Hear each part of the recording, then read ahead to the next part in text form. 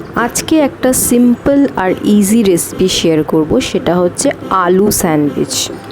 এই স্যান্ডউইচের ভেতরে আলুর পুর। এইটা খুবই ইজি বানাতে, আপনারা চটজলদি বাড়িতে বানিয়ে নিতে পারবেন। প্রথমে কড়াইতে তেল দেবেন, তারপর পেঁয়াজ কুচি, পেঁয়াজটাকে ভালো করে একটু ভেজে নেবেন। পেঁয়াজটা লাল লাল ভাজা হয়ে গেলে সেদ্ধ করা আলু ওর মধ্যে দিয়ে দেবেন। তার মধ্যে নুন, কাঁচা লঙ্কাটা আগেও দিতে পারেন, পরেও দিতে পারেন। আমরা হলুদ দিয়ে দেবো।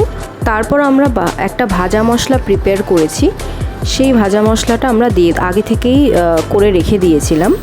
সেটা হচ্ছে ধনে, জিরে, মৌরি আর শুকনো লঙ্কা রোস্ট করে গুঁড়ো করে নিয়েছি। এই যে সেই ভাজা মশলাটা আমরা দিয়ে দিলাম, এটাতেই টেস্টটা আরেকটু বেশি ভালো হয়।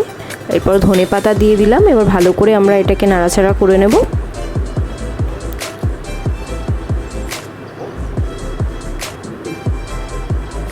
যাতে আলুর মধ্যে মশলাটা ভালো করে ঢোকে। আর এরপর আমরা ব্রেডের মধ্যে একটু বাটার দিয়ে সেঁকে নেব। সেঁকে নিয়ে তারপরে আলুর যে ফিলিংটা ছিল এটা আমরা এর মধ্যে স্টাফ করে দেব। স্টাফ করে নিয়েই রেডি হয়ে যাবে আমাদের আলুর স্যান্ডউইচ। এটা খুবই ইজি একটা রেসিপি, যেটা আপনারা চট করেই, যখন হাতে সময় থাকবে না কিন্তু খিদে পাবে, চট করেই আপনারা এটা বানিয়ে নিতে পারবেন। আর খেতে কিন্তু খুবই টেস্টি, দেখতে যেমনই হোক খেতে কিন্তু খুব সুন্দর ছিল।